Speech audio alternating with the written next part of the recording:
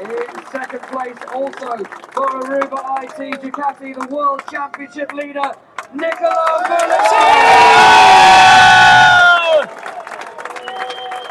And winning in Misano for the 8th time, the gap comes down to just 9 points. Rocket BMW's top rack,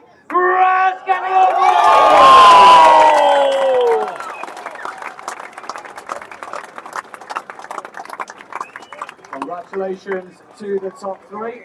We now invite Roberta Frisoni to begin with our presentations. Firstly, please, Roberta, with Alvaro Bautista.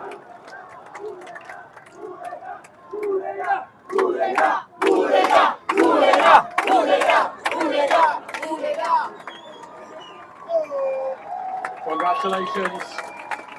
We now ask Ms. Frisoni to present the World Championship leader with the trophy and the 20 points to Niccolo Bulega.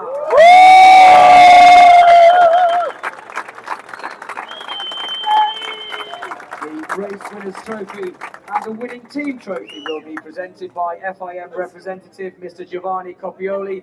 Please begin, Giovanni. The 25 points go to Toprak Razgatlioglu.